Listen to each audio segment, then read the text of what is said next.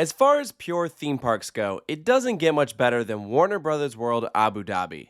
Opening in 2018 at a cost of a whopping $1 billion, this completely indoor theme park is packed full of immersive theme zones, technologically advanced dark rides, cute family coasters, delicious food, and of course, those world-famous characters that we know and love, like Batman, Superman, and the Looney Tunes. And being from the US, I'm used to seeing Warner Brothers licensed characters out at the Six Flags parks. And comparatively, they do a sad job at theming up their attractions. You won't find any plywood cutouts here. The detail is on the same level as what you would typically find at a Disney or Universal park. It's already cracked the top 20 for most visited theme parks in all of Europe, the Middle East, and Africa combined. In 2023, it was the most visited park in the UAE, receiving 1.75 million guests. Which, among parks in the Middle East, there's this stereotype that they don't receive a lot of attendance. The parks are always empty, and clearly that is not the case with Warner Bros. World. For us, this was the second most crowded park we experienced in the Middle East after Global Village in Dubai, and that park costs like $6 to get into, so this was easily the busiest of the normal priced parks. And I think we really underestimated just how much there is to do here. You know, on paper you see, oh, they only got 2 roller coasters. Maybe it'll be a little more than like a half-day stop.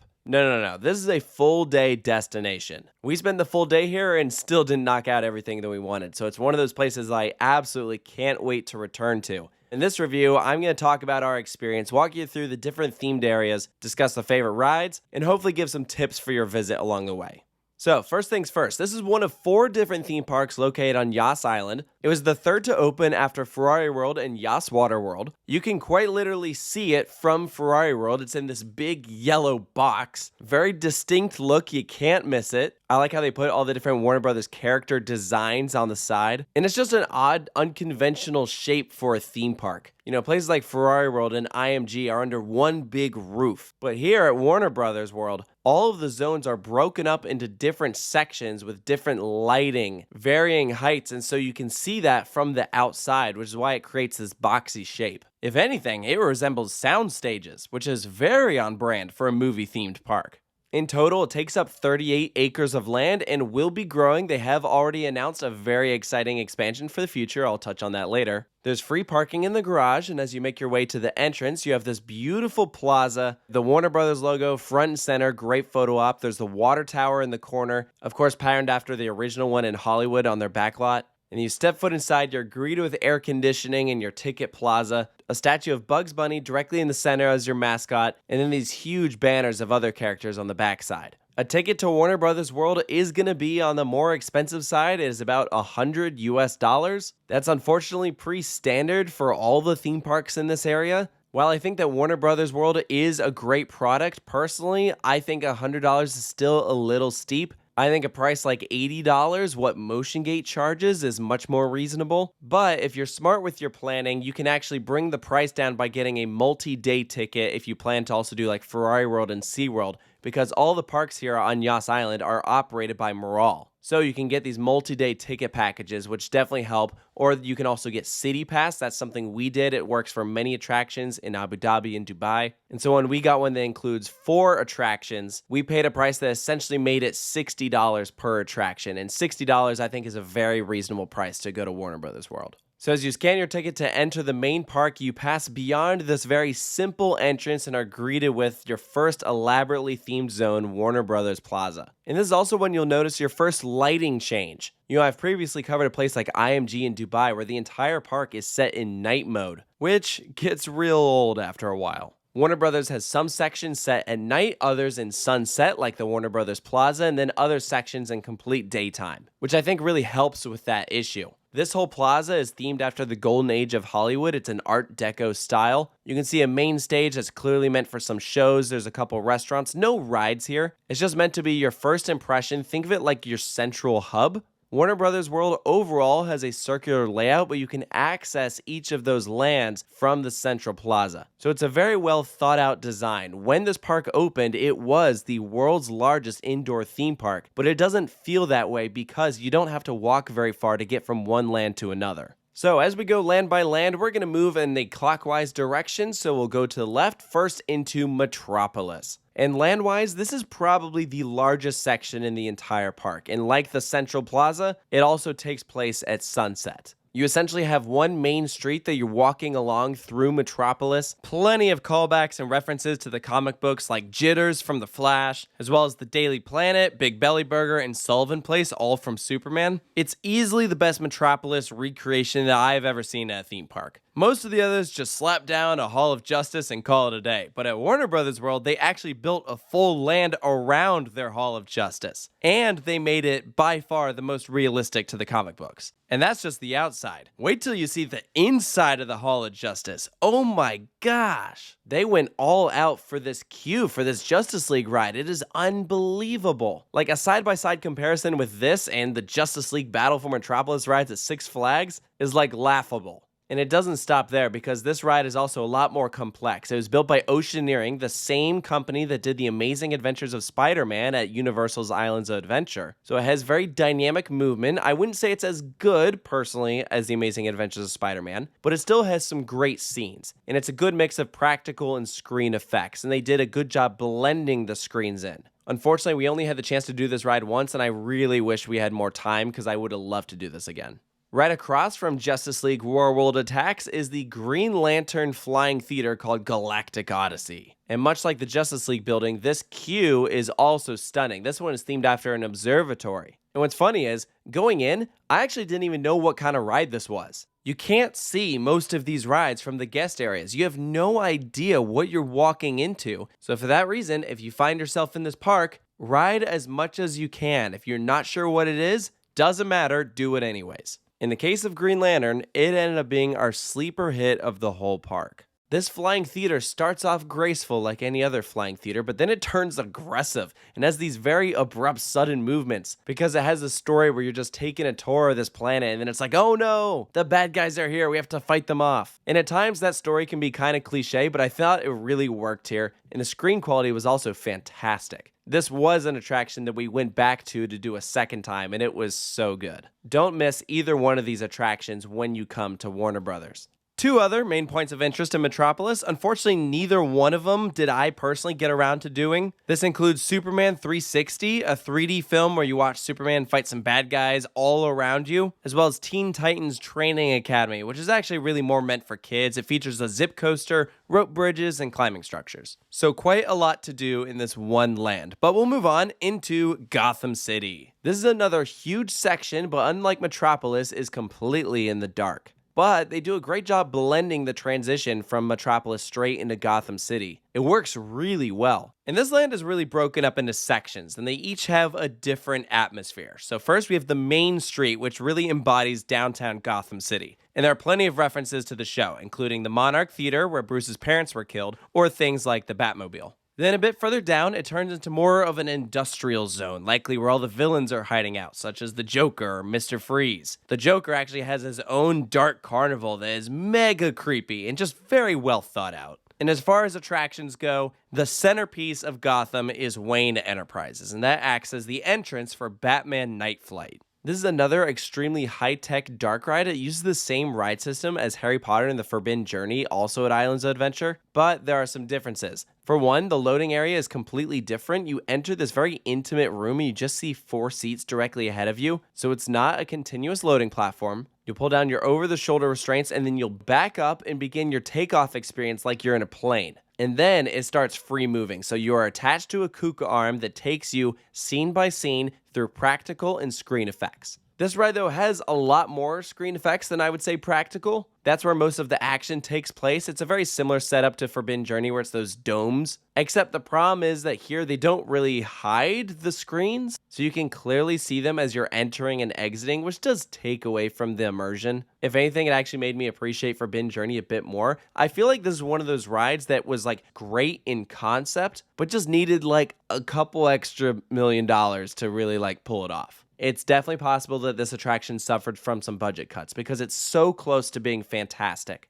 For one, they actually got Kevin Conroy to do the voice of Batman. If you're unfamiliar with him, he was the voice of Batman, the animated characters, for like 30 years. He unfortunately passed away in 2022, and as I mentioned earlier, this park opened in 2018, so that means this was likely one of the last times he ever did the voice, which is like kind of crazy to think about. Aside from Batman Night Flight, a couple other key attractions in Gotham City include the Scarecrow Scare Raid, which is a larger version of a Zamperla air race. They also have Riddler Revolution, a Zamperla disco. This one was unfortunately closed during our visit, but it's probably the most elaborately themed disco in the world. It's one of those attractions that is always being promoted in the commercials, and it looked amazing. And then lastly, we have the Joker Funhouse, which is a really cool experience. So for one, you have this incredibly menacing and iconic entrance. And then you have this very fun and quirky and creepy mirror maze as like the main attraction. But it has its own pre-show with the Joker to give like this whole setup.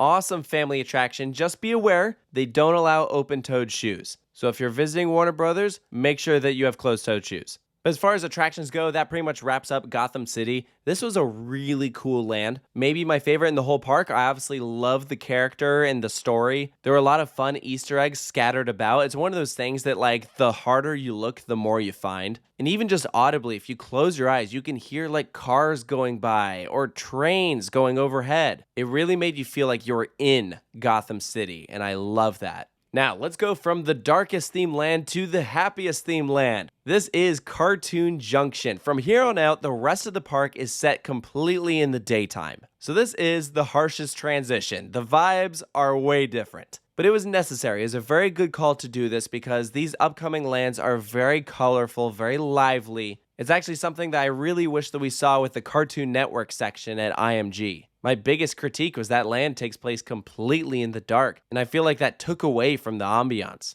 Cartoon Junction is probably the loosest themed area. It has a mishmash of all sorts of different characters. The first one that we'll get to is the Animayhem Dark Ride. So these are where you'll find the Looney Tunes characters, right? Like Bugs Bunny and Daffy Duck. It's a shooting dark ride with so many different targets, so your ADHD will just go nuts. Every time you hit something, it causes a different movement, so it keeps you engaged. It's a long ride, really good quality. For me personally though, it was probably my least favorite dark ride in the park, but that wasn't because it was bad. That's just because, for me, I don't really connect with the characters. But objectively, I think kids will love this thing. And you know, there are actually quite a few attractions in this land. There's a carousel right in the center. We also get to our first roller coaster. This is Tom and Jerry's Swiss Cheese Spin. It's a spinning coaster that is very popular. It easily had the longest line of the park. We never saw it dip below a 50-minute wait, which is why, unfortunately, we didn't get on it. Most of the other lines here were like 15 minutes or less. And so whenever we got to this attraction, we'd say, oh, we'll come back and do it later. But we also didn't realize that they closed the lines here early. So if the park closes at 8, if Tom and Jerry is an hour wait, then the line shuts off at 7. And it was hard to justify waiting almost an hour for it when we could walk on to so many of the other rides, things that we could do actually like multiple times that we were really good. And it was just a shame because I think one of the biggest mistakes we made is that we should have gone here first thing at park open. This and the other roller coaster that we're about to cover are pretty low capacity rides, and they will be a big time sucker if you choose to do them. But even though I haven't done this, I can confidently say it's worth doing. I've heard great reviews about it, people who say it's like one of their favorite spinning coasters. So it's one of those things that I look forward to doing next time. And finally, for Cartoon Junction, we get to Scooby-Doo and the Museum of Mysteries. And this was my favorite dark ride in the park. What a phenomenal attraction. It was built by ETF Systems, the same company that did the Animayhem ride as well as all the dark rides at Motion Gate in Dubai. And this felt straight out of the cartoon. I grew up with Scooby-Doo, saw every episode, watched all the movies, and they did these characters justice. This could have been an episode of the show, and it was fantastic. It's story-driven from start to finish. Original premise, might I add. You keep a great pace through the ride, and there are tons of static figures. There's a couple that move, very basic movement, but everything around you feels alive because you have the characters narrating you through what's happening via the onboard audio system, and it feels like you're watching the show. The premise is someone's been terrorizing the museum. All right, gang, we got a mystery to solve. Oh no, something goes wrong, and we caught the bad guy. It's fantastic. I had a smile on my face the whole time. Another one of those rides that I would have loved to have done multiple times. Unfortunately, I only got on it once, which was really a shame because also it fully utilizes that trackless technology. One of the biggest complaints I had about some of the dark rides at the Dubai parks was that they're all trackless vehicles, but they don't need to be. Like, not all of them fully utilize that technology. And this one had vehicles like splitting off from each other, going into individual rooms, spinning you around. There was so much going on. Brilliant ride. So from Cartoon Junction, we now enter the mini land of Dynamite Gulch. This is meant to look like the American Southwest, tons of red rock. There's a basic Jetsons flat ride, and then Fast and Furious, aka the second roller coaster in the park, and the only one that you can see from the pathways. It's an Intamin family invert and a very low capacity one. It only operates with one train and seats 10 passengers at a time. Luckily, it's a quick ride, but that didn't stop it from getting a 45-minute wait all day. And they don't overestimate. We waited a full 45 minutes. And it was fun. Like, it's a good ride. Again, I would recommend doing it. But one of those attractions that you should probably go to first thing in the morning, because if you wait till the end of the day for the line to go down, it might not. It certainly didn't in our case. We just had to suck it up. And from Dynamite Gulch, we move on to Bedrock, our final themed land. This section is only home to one ride. It is the Bedrock River Adventure, which is a log flume, so the only water ride in the park, and this is just so fun. Extremely creative ride featuring all the different Flintstones characters. No crazy tricks or anything, it just has the one drop, but it's so well done. And the perfect amount of splash too. You know, because it's an indoor theme park, it's not like you can just like dry out from the sun. So I don't think they want people getting drenched. This was just a perfect example of how well you can theme a log flume. I would have definitely done this again, which is saying a lot because usually water rides are like a one and done for me. But when it's of that good quality, heck yeah. I certainly didn't expect that when I walked into Warner Brothers World, I would want to re-ride almost every attraction we did. And I don't know how many theme parks I would say that about. Everything was just so well made. It was clear that so much heart and soul was put into this park, which, you know, that's one of the big complaints you hear about like the Dubai parks is, oh, they're soulless. But I can tell you for a fact, Warner Brothers World has a soul. I love this place so much, and it got me so excited for their Harry Potter expansion. Yes, that is the next big land coming to Warner Brothers World. It'll be the first Harry Potter theme park area outside of Universal. It'll also be the first representation of Harry Potter in the Middle East. And obviously, because it's an indoor theme park, I imagine they're going to do something completely different than what we have at Universal. And there's like very little information out there. All they said is that you're going to be able to step into iconic locations from the Wizarding World. So what will they do? Like Diagon Alley? Some rooms of Hogwarts? Maybe the Ministry of Magic? I have no idea, but I'm sure they'll have a custom ride to go along with it. But what kind of attraction? That's the question. I bet you could do a pretty cool boat ride, something in the style of like Pirates of the Caribbean. That would be awesome. Or, you know, if they did a big enough area, they could have multiple and they could even put in an outdoor roller coaster. All the other big indoor theme parks of the UAE have like one big outdoor roller coaster. IMG has Velociraptor. SeaWorld has Manta. Ferrari World has multiple like Formula Rossa. Everything at Warner Brothers World is completely indoors. And because they just have the two roller coasters, I think they could absolutely support an outdoor thrill coaster. Whether it'd be themed to Harry Potter or maybe something else down the line, who knows. But they certainly have the room for it. If you look at an overhead view, all this to the left is undeveloped. That is closest to the Metropolis and Gotham City sections. So if I had to take a guess, that's where the Harry Potter expansion is going to go. And considering the level of detail that we have with all these other theme lands, I am sure that this Harry Potter land will be stunning.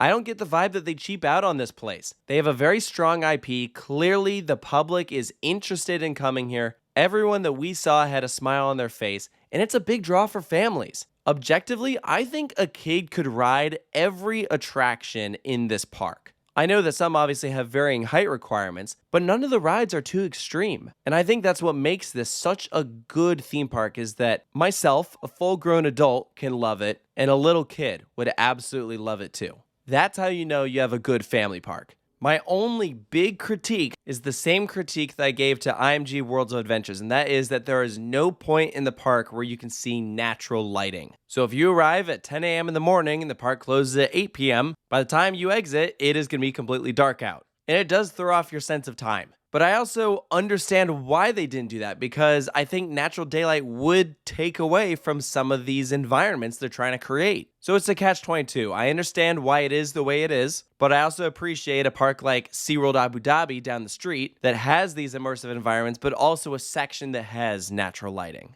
But all that being said, Warner Brothers World is still a brilliantly done park with perfect sightlines, excellent blending between lands, enjoyable attractions, great use of lighting, delicious food. They metaphorically knocked it out of the park.